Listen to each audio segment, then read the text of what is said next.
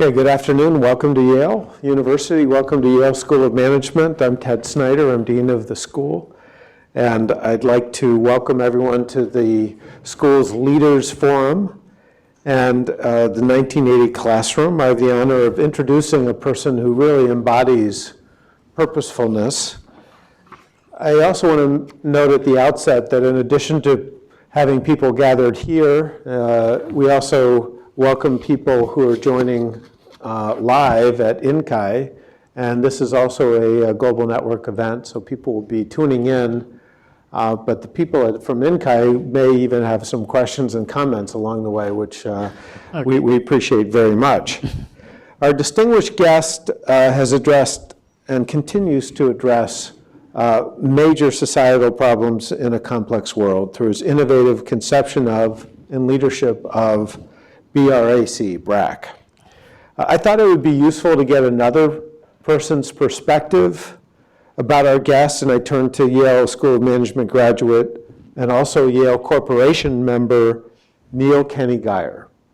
And he is CEO of Mercy Corp. Many of you know Neil. And Neil described today's speaker as, quote, the original alpha social entrepreneur before the concept was conceived.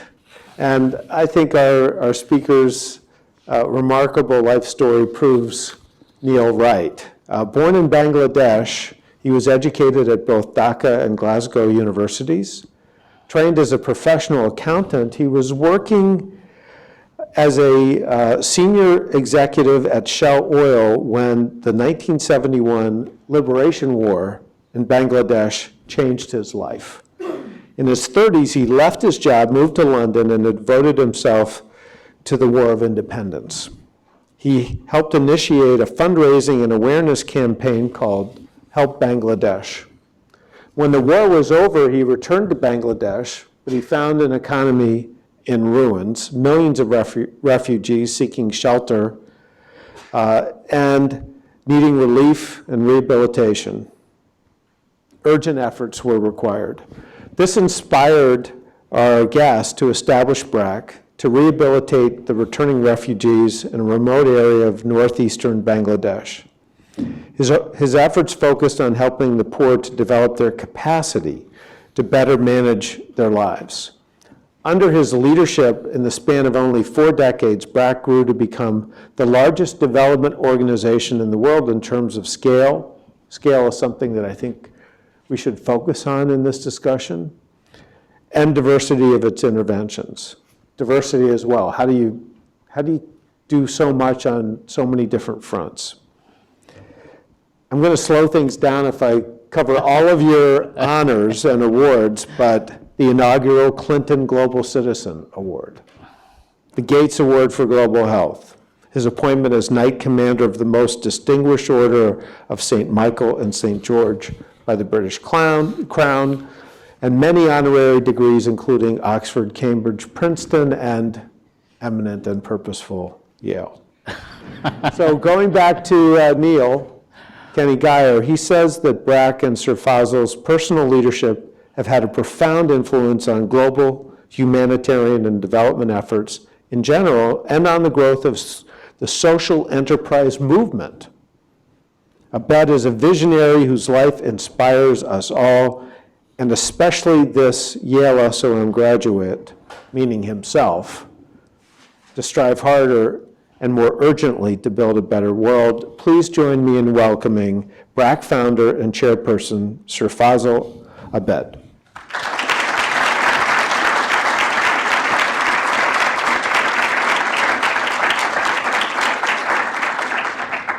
Well, thank you all very much for coming here today.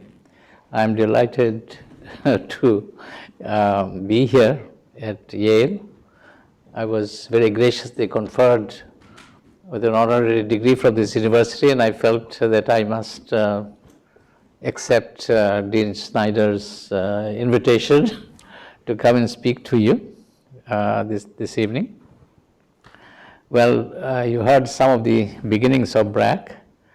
When Brac started in Bangladesh, it was a devastated country after the civil war, that war of liberation that we fought against the Pakistanis. So when I started Brac, it was with a relief and rehabilitation mode that we started Brac. But very quickly we found out that relief will not be the solution to the problems of poverty in Bangladesh. One has to commit oneself for a long-term development of Bangladesh. Bangladesh was one of the poorest countries on earth at that time. And I remember looking at who are the poorest countries, and the bottom was a country called Upper Volta, which is now called Burkina Faso. And the number 2 from the bottom was Bangladesh. So we were one of the poorest countries. We are still poor, but not the poorest countries, among the poorest countries. Bangladesh has done quite well over the last 40 years in many fields. In agriculture, for example, we used to produce 10 million tons of rice, and we were deficient by about 3 million tons of food to feed our population. But now, 40 years later, Bangladesh's rice production has gone up to 35 million tons, which is 3.5 times, although our population has gone up from 75 million to 160 million. It's about 2.2 times. So we can feed our population. We are self-sufficient in food, and we were in fact thinking in terms of exporting food now. So Bangladesh has done well in agriculture. Our population, as I said, was 75 million. Now it's 160 million. Our life expectancy at birth in Bangladesh at that time was 47, and now it is 70. So it's quite even better than India's, because I think many things that we did in Bangladesh has improved life expectancy at birth, particularly cutting down infant mortality dramatically. Child mortality used to be 250 per thousand. So a quarter of our children died before their 5th birthday. Now it's come down to 40, from 250 to 40. Maternal mortality used to be 800 per 100,000 live births. Now it's 150. Fertility. Women used to produce 6.22 children. Now it has come down to 2.2. So it's almost replacement level fertility we have come to. Literacy rate used to be 25% of our population used to be literate. Now it has gone up to 65%, and it's growing further. And primary school enrollment for girls used to be 45% of the girls used to enroll in primary schools, and 75% of boys used to go to primary school, enroll in primary school. But so overall, primary school enrollment was 60% of the children. It has now gone up to about 95%, and it's parity among boys and girls. As many girls are going to school as boys are. So all these improvements that has happened in Bangladesh, I can't take all the credits for all these improvements. There are many organizations, governments, private sector, the non-profit sector like NGOs, ourselves. We've all played our role in these achievements that Bangladesh has done. But what has Brac been doing over the last 40 years has been not as a non-governmental organization, non-profit organization, but also we have developed other institutions. We've gone into businesses of different kinds, market-based solution to problems of poverty, like financial services, microfinance, and then creating social enterprises which sort of supports poor people, like what we used to call them program support enterprises, like seed multiplication to provide quality seeds to farmers who took our loans, microfinance loans, to make them more productive. We set up chain shops to market products of rural artisans who didn't have any way of marketing their products to urban markets. And we had designers who would produce the right kind of designs for the rural artisans to be able to produce for the market and sell them. So we set up chain shops in Bangladesh to do that.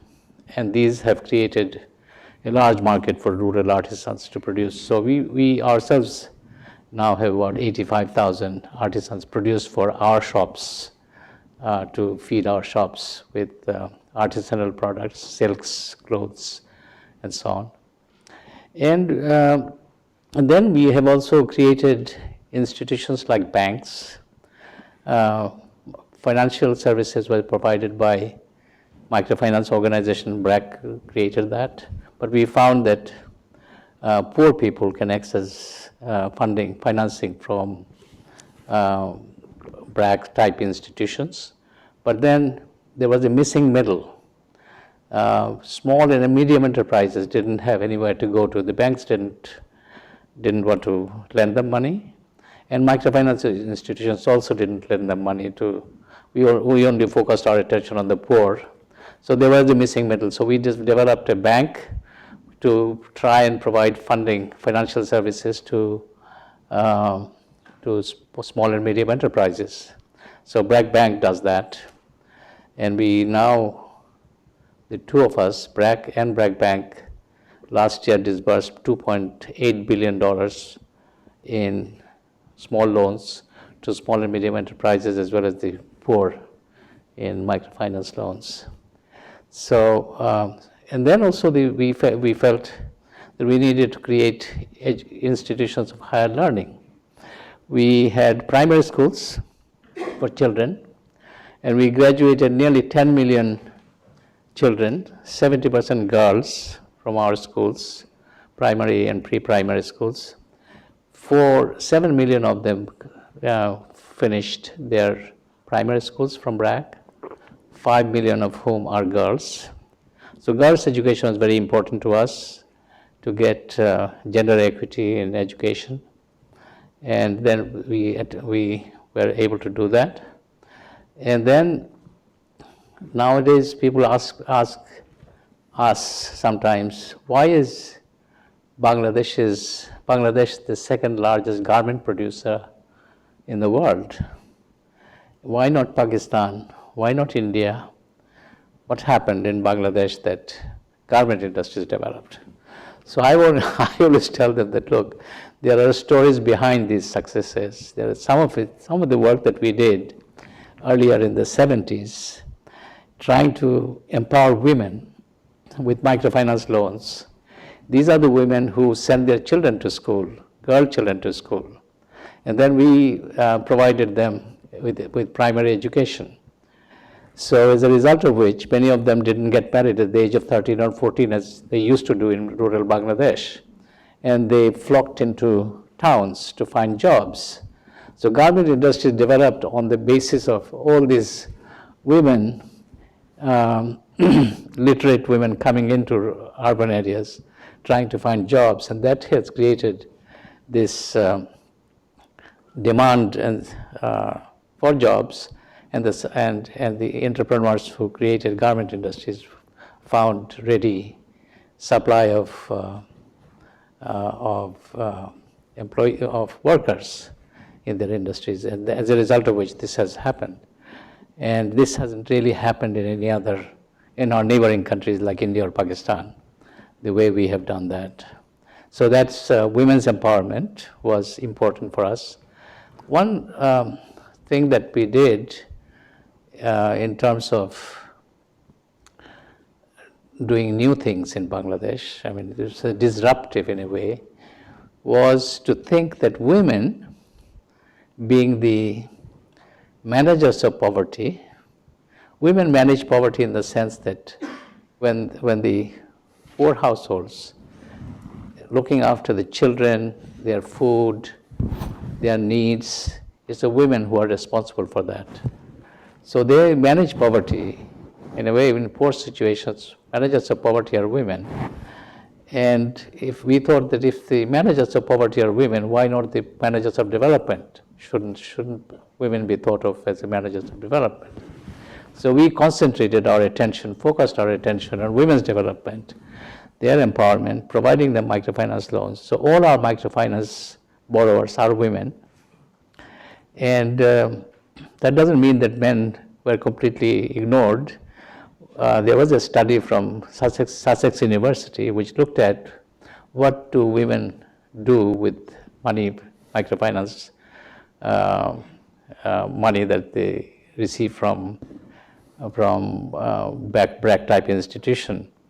And they found that about 34% of the money are used by the women themselves for their enterprise. And about 30% they share with their husbands in a joint venture, work with their husband. And the rest of it is another, approximately a third, goes to husband directly. So the woman borrows the money and then gives it to her husband to use it. So in a way, giving money to women does have an effect of men getting access to loan also, but it wouldn't have happened the other way. If we gave it to men, they wouldn't have shared with their wives. So, so in a way, that was helped both men and women and their families. And we also knew that women's income usually goes into household expenditure, sending children to school, buying food for the family, and so on. And men's income, not necessarily all of it went into household expenditure. Some of it was used by themselves. So that's the reason why we focused our attention in microfinance on women. So then, there was a study in the late 70s looking at microfinance, access to microfinance by poor people in Bangladesh. And they found that the poorest 10% of the household were not accessing microfinance, or they were not given opportunity to get a loan from microfinance institutions. So they were the ultra poor, and they felt that they would not be able to borrow and repay loans. So we had to develop a new program for the poorest households, and these tend to be mostly women-headed households with children, with no male partner, male earners. And the woman would work probably in a household somewhere, get fed, will find it difficult to feed her children. So they would remain very, very poor. The children would not go to school. So there would be a reproduction of poverty over a period of time. So we designed a program called the Challenging the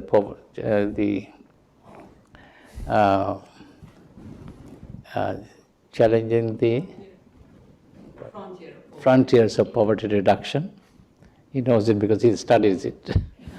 So this program actually is, we have now got about 1.5 million families out of extreme poverty into, given them a ladder to come out of extreme poverty so that they can then borrow money and come out of poverty.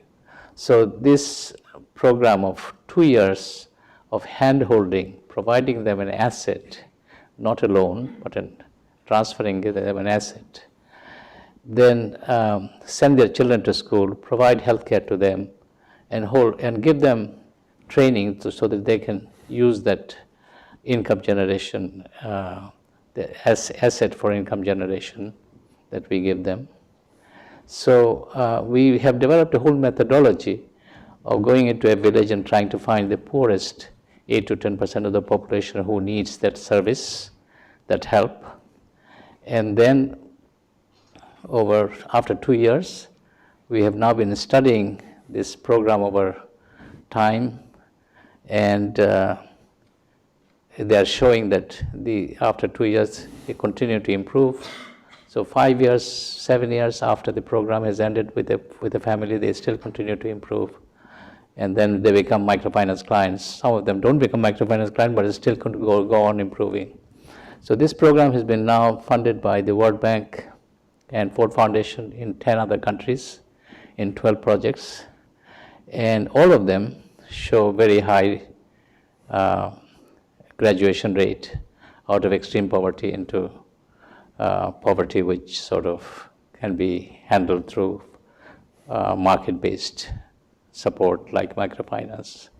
So this is going on right now, and recently the World Bank president said that the extreme poverty needs to be eradicated by 2030, and we are hoping that this program that we have got, the Ultra Poverty Program, which is now being tested in 10 countries, all of them showing good results with RCTs. The randomized controlled trials show high results in most countries, and he's one of the researchers of the program, and Dean Carlin is working on that in a number of countries and showing good results. So we are happy that, and also I think MIT's Jaypal is working on looking at the results of this program. One other thing that Brac has done over the years is that we have always wanted to know how we are doing on the ground. So we had a research and evaluation department set up in 1975, 3 years after Brac was started. So it is not just we wanted to do things, we wanted to know what we are doing, we wanted to find results, we wanted to correct if the monitoring and evaluation showed that we are not in the right track, to change course if necessary. So that was part of the organizational ethos, to be able to not be afraid of learning that you are not succeeding in something. We wanted to find out whether we are succeeding and take action. We wanted to be effective in what we do. We wanted to have an impact in the countries that we are working in. And so these are some of these attributes that sort of distinguishes Brac from other organizations. And then we wanted to scale up things. We were not content with just doing good program in one area and leaving the others to other actors. We initially thought that maybe after we have shown something that works in one area, somebody will replicate it in other areas. But we found that nobody else wishes to replicate what we do. So we decided that we might as well cover the entire country. So scale up programs to have an impact on the countries itself. So all our programs, we of course initially do it in a small scale, and then we make it effective first. Then we want to make it efficient by cutting down, routinizing tasks which are essential and discarding those which are not so essential to the effectiveness of the program. And then scale up. And scale up needs a lot of doing, in the sense that you need to have the right HR department to be able to recruit large numbers of people. You need to have training capacity to be able to train and deploy them. You need to have accounting services to be able to keep track of all the money that you are spending. You need to have internal audit department to see that your money is not wasted or misappropriated.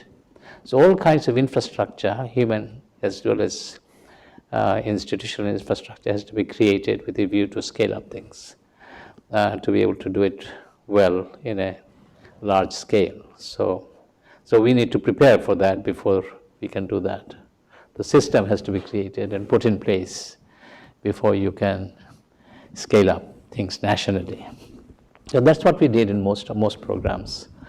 We created institutions, we created systems, we created monitoring departments which gave us feedback on how we are doing, and we course corrected as we went along. So that's basically the Brac story. It's a large institution, and then we decided that we need to have an university too.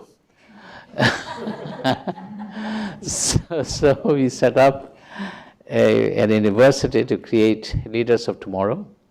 We felt that we needed to create functional elites, as I call it. There is a need for elites in every society. Elites do create conditions for the poor to also flourish sometimes. So right kind of elites, functional elites, do have importance in all societies, and universities have a great role to play in creating the right kind of elites with the right values. And so we decided to set up an university.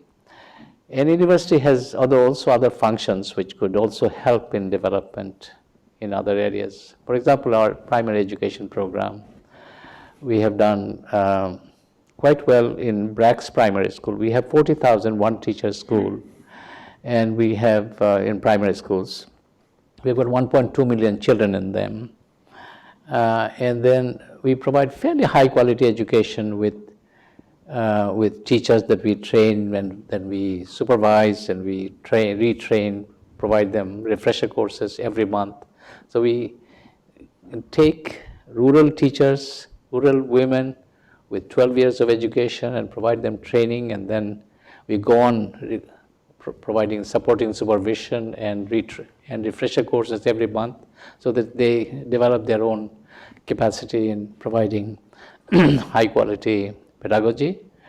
So our graduates come out right at the top of every year they have a primary school graduation examination throughout the country, and our graduates come out right at the 80th percentile and over. So obviously our graduates are doing quite well, but then we have not had an impact on the national primary education system, which is run by the government. So our children is only 10% of the children of Bangladesh going to primary school. 90% are going to government schools. So how do we change the government system? As an NGO, non-governmental organizations, the government system thinks that we are giving them a competition. So they wouldn't listen to us very much. They wouldn't. But our Brac University's Institute of Educational Development has been working with the government to try and develop new curriculum, new materials, new teachers training methods and so on with the government. So the last 4 or 5 years they have been working on this, and the government is now accepting some of the learning that we have from our experience going through Brac's University's Institute of Education. And also we are now providing training, an MA degree in education and leadership. That's in collaboration with Teachers College at Columbia University. We are doing that. And so a fairly substantial number of district education officers have now gone through our 1-year course. And hopefully we will be able to also impact the government system through our university, not through Brac, but without the university we couldn't have done that. So that is a plus point, that we think the university can also help in advancing our own agenda of quality education in primary and secondary school level. So that's our university's contribution to development of Bangladesh. There are many other aspects of that the university is contributing to development of Bangladesh. For example, we have, as I said, that maternal mortality in Bangladesh has come down from 800 per 100,000 births to 150. Now I think that if you want to bring 150 is still too many women dying at childbirth. In Norway, it is 3. 3 women die at childbirth in 100,000 births. In the United States, it's probably about 12 to 15. In most developed countries in Europe, it's less than 10. Now, so what can Bangladesh think in terms of bringing it down further? The only way we can think of bringing it down further, we think that we have, with the kind of manpower we have at the time of delivery of a child in a rural Bangladesh village, is a 6 months trained midwife. So Brac has now started at the Brac University's School of Global Health, a midwifery school. So 4-year graduate program in midwifery. So that if we can do 10,000 midwives graduate 10,000 midwives over the next 10, 15 years, and then deploy them throughout Bangladesh, we can bring down the maternal mortality rate from 150 to, I hope, 30. And then, if you want to bring it down to 3, then of course Bangladesh's per capita income will have to be $40,000. We need to have all the births taking place in a hospital, supervised by an obstetrician and a midwife and an anesthetist. All that will be necessary. But I think for the moment we should be content with bringing it down to 30, and that's what we are trying to do. So we have now set up a midwifery school, and we have taken the first cohort of 150 midwives last year. So university is going to be very, very useful for us in advancing our own agenda of improving health and development in Bangladesh. So I'll stop here and I'll... Excellent. So let me, we have 35, 40 minutes for questions and comments. You've heard the Brac story, you've heard the story of Brac University. You've heard more than that, though. You've heard how our guest is committed to an efficient organization. One thing that strikes me is a lot of times organizations that want to do things that have impact don't save resources for monitoring. They spend all their money on programs, and then they can't monitor. And that's a very important point. And then this commitment to scale, I find very interesting. And then the diversity of efforts. When one thinks about, for example, reading, that alone could be of the mission of an organization, especially to do it on a big scale. But then to say, no, that's not the scope, you're going to also add in all these other things. So there's so many interesting points here, plus the personal aspect of it. So with just those opening comments on my own part, I'm just fascinated to hear what is on the minds of those gathered here. And let's start with people here. I have a question from elsewhere, and then later we'll try to get to Inkai. But questions, comments from the audience here.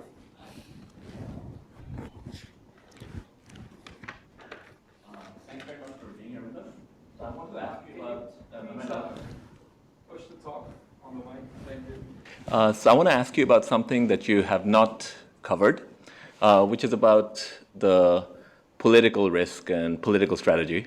So Brac has done very well in a country which has otherwise very, very dysfunctional politics. And Dr. Yunus was not able to escape that. And I want to understand between the 1970s and today, so what are the kind of explicit or implicit strategies you've used in order to not have the political parties get in the way? Well, I think what I tried to do in Bangladesh kind of society, if you are politically aligned to a particular political party, and the next party coming to power, the opposition party coming to power next time, is going to be against you.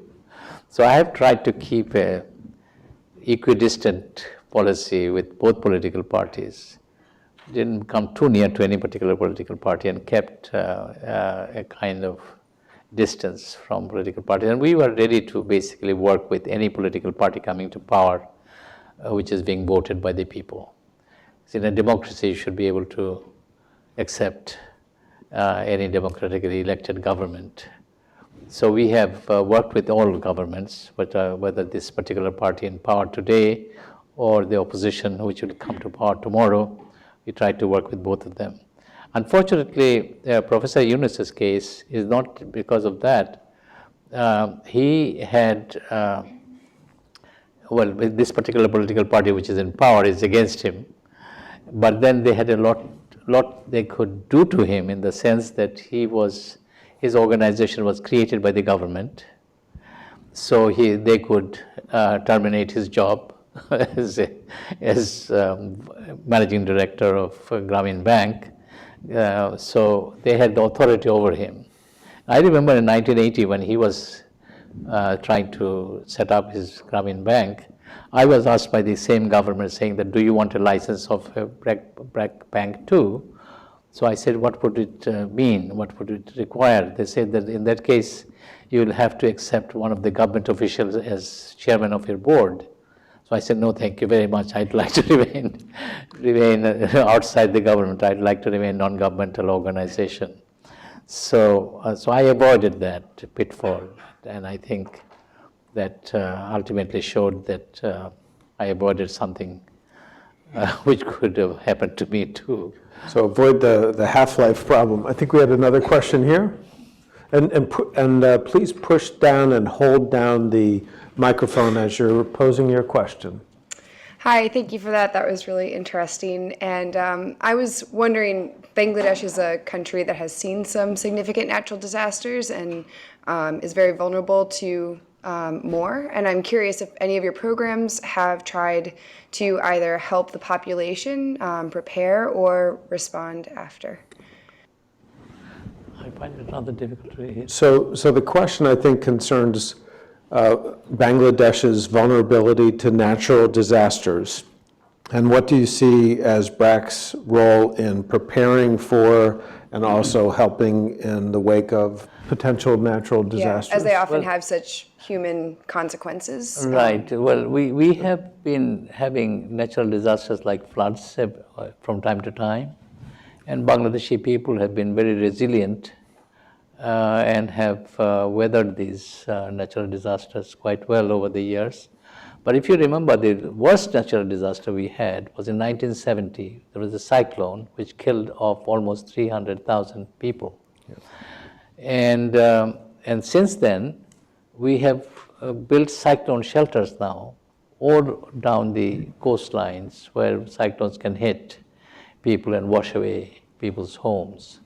So we have built hundreds of cyclone shelters. When there is a cyclone warning, people can go and take shelter in them. So that has created some opportunity at least to survive for some of these very vulnerable people. Now, of course, the other thing which is now being expected is climate change is having an impact on southern Bangladesh right now with seawater rising already. Some of the land which used to produce rice is now being inundated with seawater, and saline soil doesn't produce rice anymore. So we are now looking at alternative crops in these lands. So alternative crops, saline-tolerant rice varieties are being developed in our research stations.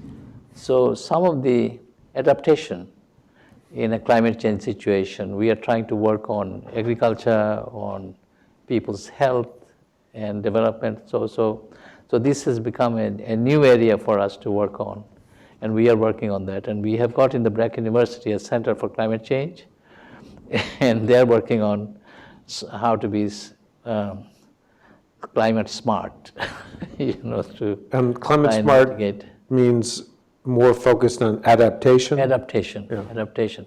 So we can't really do mitigation because we don't really use that much of fossil fuel or anything like that. It's a mitigation part of it has to be done here more developed countries than in our country. Yes. Question here.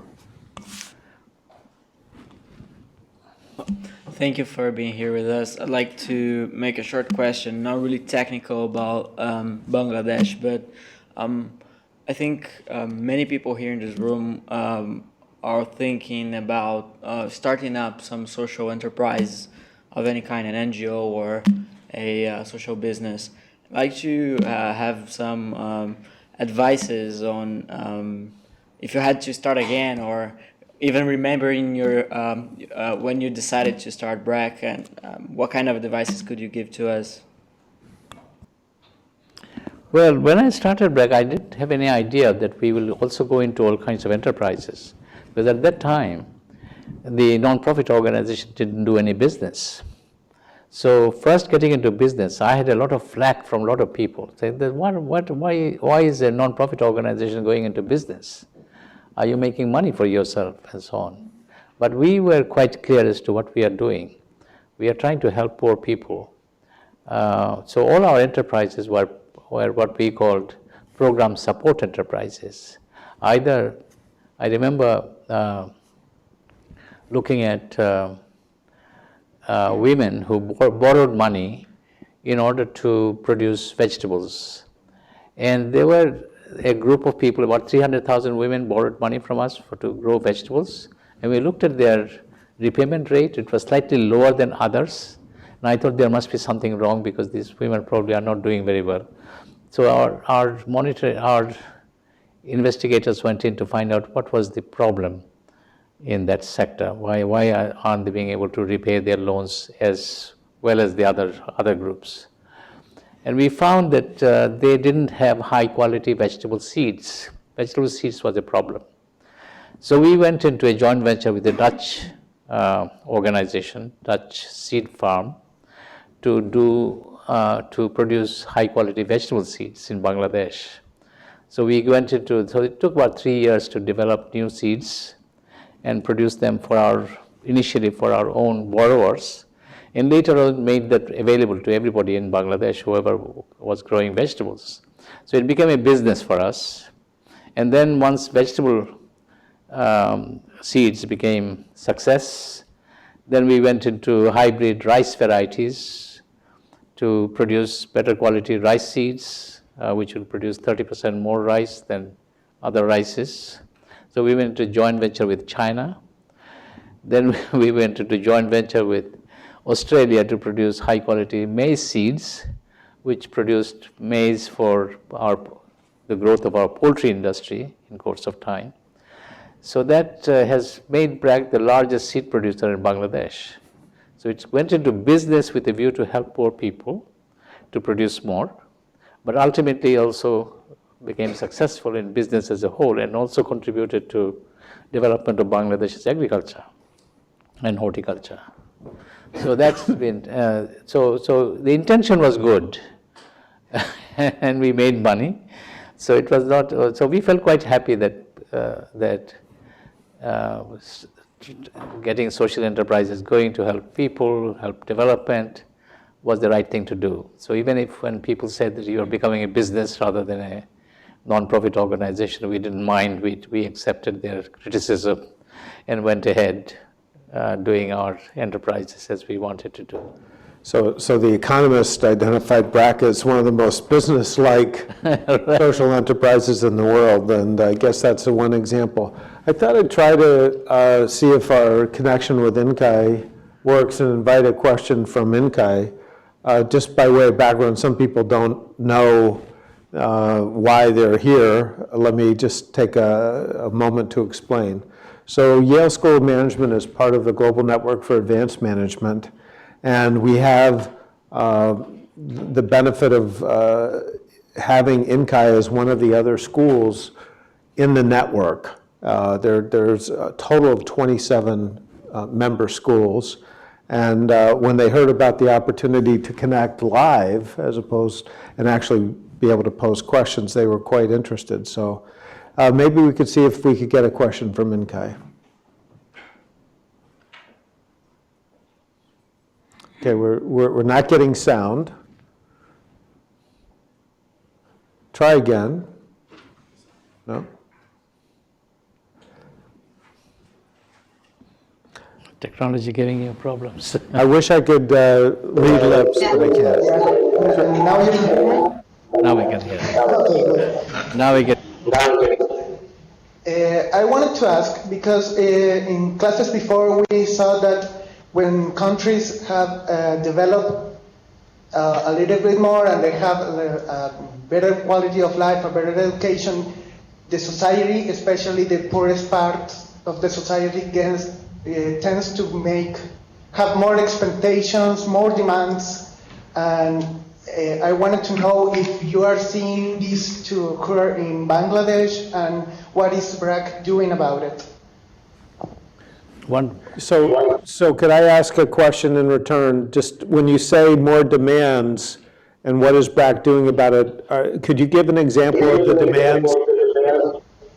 I mean, I'm from Chile, but for example, with the growth that Chile has been having and the better education that the poorest people are having, now they're demanding more improvements in the quality of their lives, and better work for the government to help them improve, and they expect a lot more from the education that we're having. Like, I want to know if that is happening right now in Bangladesh, and if Brac is doing something about that.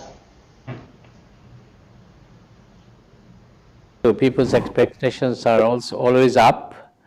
And in the old days, when we started immunizing children, we used to go from house to house, getting mothers to bring their children for immunization. But now, of course, we don't have to go from house to house. The mothers demand immunization for their children. So in a way, demand has been created, and services now have to keep up with the demand. So expectations are up. We used to, in the old days, we used to get children into school by arguing with their parents that it's good for your children to go to school. But now, of course, every child wants to go to school. Every parent wants to send them to school. So we have to provide them high quality education. The quality education is a big demand from the poor people of Bangladesh today. So we need to now respond to the greater demands of our people. So we need to change. We need to upgrade our own offerings in terms of higher levels of loan to people who borrowed only a couple of $100 before. Now they want $2,000. So the demand is growing, and I think on the whole we can.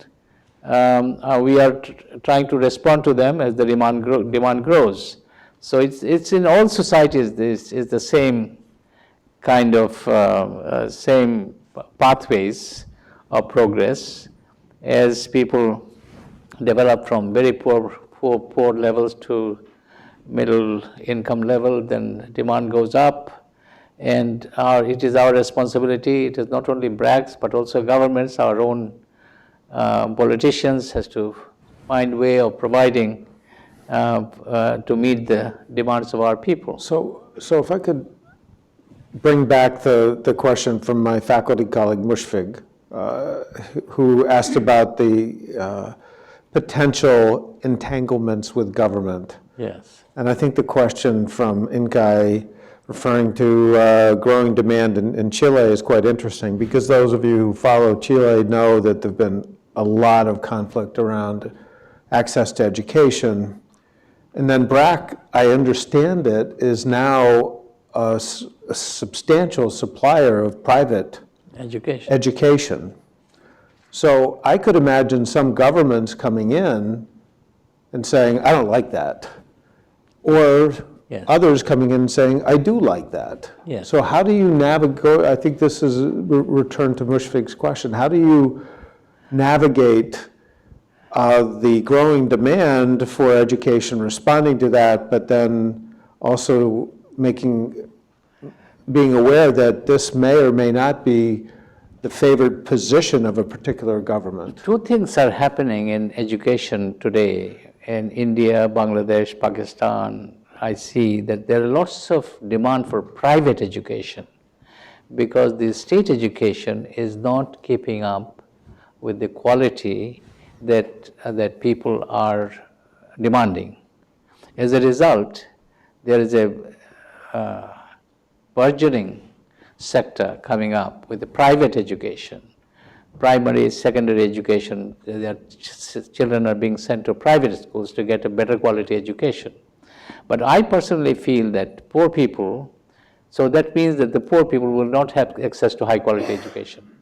So I would rather that the state, or we demand from the state higher quality education, and we help the state in order to provide high quality education to all children. Otherwise, the poor children are deprived, because if education can be bought with money, private education, then only some will benefit.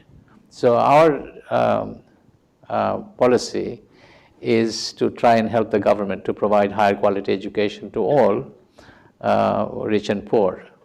So if we could do that, it's good. But then Brac is also being opportunistic and looking at the private education, and we have just started a series of private schools also. Those who can pay can have private education, but we provide the quality education that we provide free of charge is just as good as the ones who want to pay for private education. It's just that we provide a slightly better quality building in which their children come, but the quality of education is exactly the same. Okay, so we have some more questions. How about right here? Yes. Hi, thanks for being here. It seems to me that a lot of organizations have trouble keeping their programs sustainable, and not just their programs, but the impact it has on their country. It seems like Brac has done a really good job of being sustainable, so keeping the people who get the loans in the country and keeping the money in the country. Can you speak to if you have any suggestions or if you have any procedures that you have in place to make your impact sustainable? Yes, sustainable programs is a problem sometimes when you are totally dependent on donors, and donors somehow or other you find it difficult to find donor funding to sustain your program over time. Then you have a problem, and that's Brac has been able to deal with this situation, deal with this problem from its own funding source.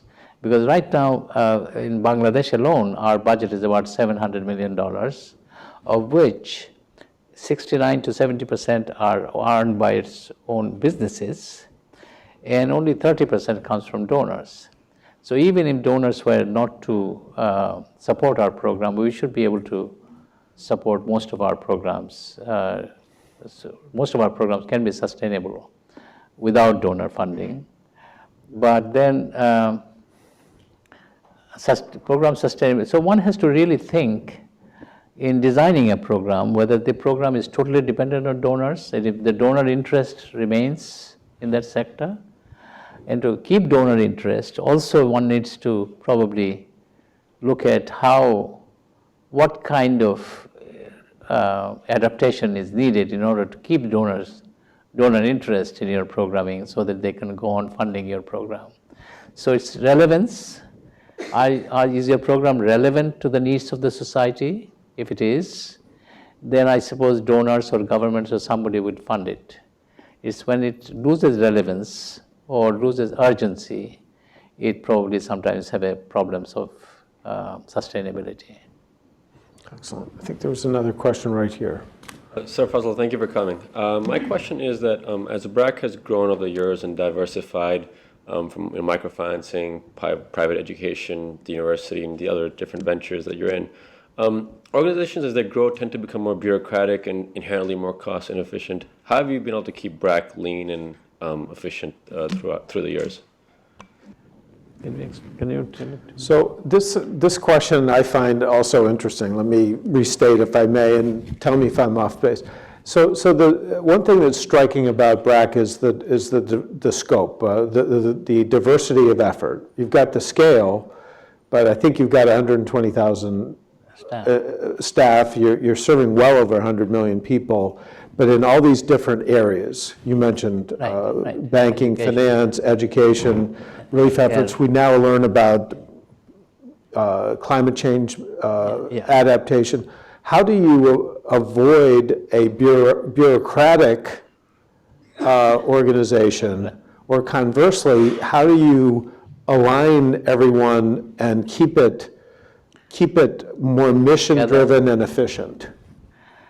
Well, that's a difficult question to answer. In this You have as much we have been able to do it fairly successfully.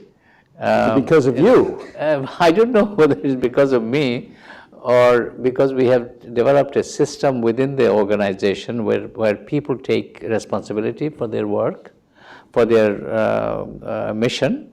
So if Climate Change Center in Brac University is very concerned about being climate smart, and they're trying to come out with all kinds of answers for Bangladeshi government when they go for climate negotiation with the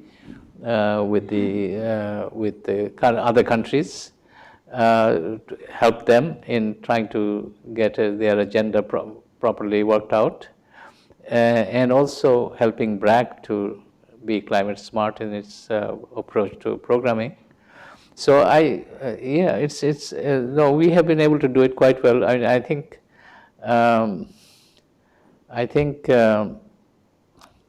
the mission of Brac is so well internalized by most people within Brac, is that I don't really find it is a management challenge at all.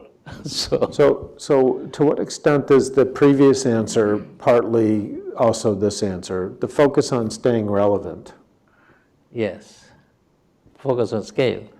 But when you said the sustainability, to be sustainable, you said partly it's the donor versus Yes. revenue mix, but you also said stay focused on what's relevant. Yes. Is that also the way you organize your activity? You just first and foremost look at what's relevant, what's needed. Well, let me tell you a story here. There was a historian who was getting his PhD, and I asked him what he did his PhD thesis on. So he told me that he looked at 16th century European institutions, and he looked at 500 of them, and he found only 33 survive today. So I said, what are these 33 that survive today from 16th century? So he said 29 of them are universities, 2 churches, 1 parliament, and 1 business survived from 16th century in Europe. So I said, why are the universities so successful in sustainability? So sustainable institutions. So he says, well, the universities were relevant to the needs of societies because they created leaders. And even if the king didn't like a particular university head, he couldn't do anything because his prime minister was educated in that university. So the universities were relevant to the needs of that society. So obviously, it's the relevance which sort of creates sustainability. So if you're not relevant to the needs of the society, then you're probably not needed. I think my colleague Anjani Jain has a question. Thank you, Sir Fazle. I first quickly wanted to echo your comment about the abject failure of public education, especially at the primary levels in the small towns in India where I grew up. Right. And they are rapidly being replaced by private institutions. Right. And even the poorest families are Are spending... now aspiring to send them to private aspiring schools. to send, and they're spending as much as half their discretionary income on educating the children. So that just to echo your comment, my question is a little bit fuzzier, and what I'm thinking is that when I think of a household, especially a poor household in Bangladesh or one of the small Indian towns, there is a very specific socio-cultural context within which the place of the girl child, the woman, etc. is determined, and the interrelationships are circumscribed. So when you embark on programs through Brac for literacy, microfinance, global health, and then to come back to Dean Snyder's question about scale, when you take some of these programs elsewhere to a very different socio-cultural context, what ideas seem to be universal that work outside Everywhere. that specific, and what are very specific to the context? Well, this question has been bothering me quite a bit earlier. And in 2001, when we first went into Afghanistan, outside Bangladesh, and to serve Afghan people after the Taliban were defeated by the Americans. So we tried to start microfinance with women. We had to do some adaptations, but we found that the demand for microfinance was great in Afghanistan. Everybody wanted money, all women wanted money. And so the only cultural adaptation we had to make in microfinance in Afghanistan was that Afghan women wouldn't interact with men. As Bangladeshi women would take money from a loan officer who is a man, but Afghan women, you have to have a woman. So we recruited all our microfinance staff were women who would go to loan officers were women. But then Afghan women going to a village to collect loan installments, repayment installments, she needed a chaperone. She cannot go alone. So we basically told them that unless you go alone, we can't, you can't have the job. So ultimately they accepted it, and we had women microfinance loan officers who provided support to their own community. So there has been some adaptation in the sense that this type of male-female adaptation. The other adaptation we made in Afghanistan, we also started 7,000 schools in Afghan villages to teach girls education, because we were interested in girls' education, and Afghan society, of course, didn't like girls' education very much. They still wanted boys to be educated and girls to be at home. But then I thought the purpose of development is to change culture. So the Afghan culture was against girls' education, and we wanted to do girls' education. So what we did, we had an older woman would chaperone the girl children into school from their homes and then bring them back to their homes after the school hours. So that is the kind of change that we made. We put some extra money into sort of providing a chaperone to get the girls into school. So once that was done, there was not much opposition to girls' education, to come to our school. So we made some cultural adjustments, but not a great deal. And I thought that the next generation of Afghan girls who will go to school, these girls' children would not need any chaperone. So hopefully they will be able to go on their own. So first couple of generations, probably you need to have some adapt to their cultural norms. But then culture is something that needs to be changed if it is anti-developmental. And that's what we have. I remember once being interviewed by BBC, and I said, purpose of development is to change culture. And many people tweeted, so what does he mean by that? I think you just explained. we understand. Let's try to see if we have another question from Inkai. I think we have hopefully enough time for a Q&A. Inkai, is there another question?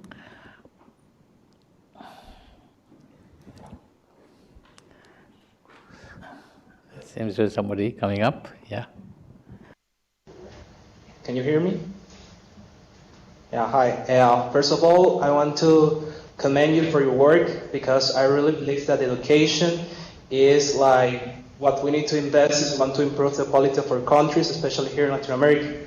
My question is, we know that Brac is a non-profitable organization, and I want to know what if it could be turned into a business. Like if we take the microfinance and we use it instead, like, I don't know, we can gain in volume, and the trade-off will be like low margins, and that will make it a business, and maybe that will make it a lot attractive to investment, and that will be helpful to expand to other countries. What do you think?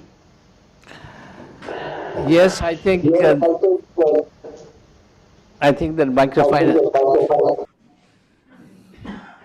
microfinance is a business, And hopefully this is a business which solves problems of poverty, because poor people having financial services can make their life, improve their livelihood, and can develop their income generation activities. So without that, they will not have access to finance. So I think even if it is a business which is trying to do good to the people, for the people, so we don't mind earning, doing a business if it helps people. I don't want to be a non-profit organization which is just doesn't do any business because it's sort of not the pure non-profit.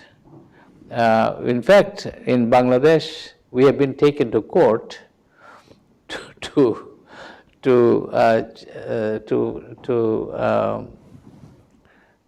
get Brac not to have license for a bank.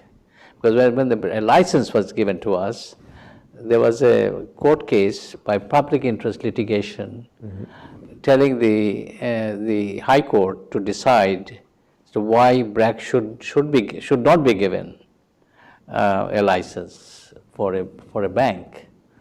But the High Court found against us. We went to Supreme Court, and Supreme Court found it for us. And they said that if a Brac may be a non-profit organization, but they can have shares in a bank. A non-profit organization, Harvard University getting shares in stock exchange, investing their money in shares of other companies, doesn't make them a business. So why should a non-profit organization not have access to invest in shares in a bank? So that's how they found Good analogy. for us. Yes. Well, very good question.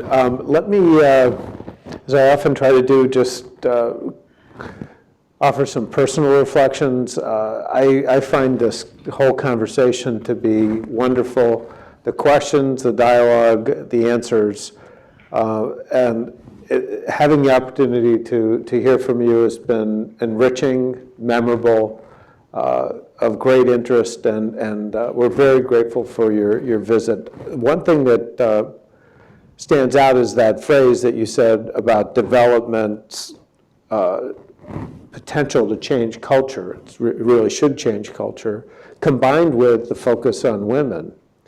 And the obviously for someone who hasn't seen up close and personal the issues you faced, it may not have been intuitive that you would focus on women to the extent that you have. But this phrase also that women are the people who manage poverty, but then you also said women are the people who manage the businesses as well. Yes.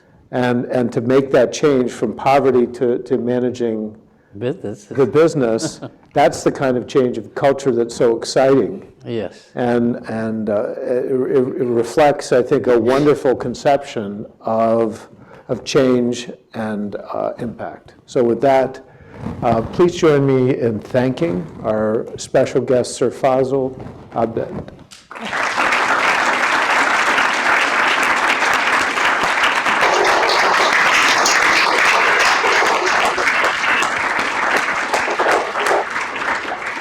Thanks, Dan Kai. I didn't get to the question from Katolika. I apologize for that, but thank you again. Thank you very much.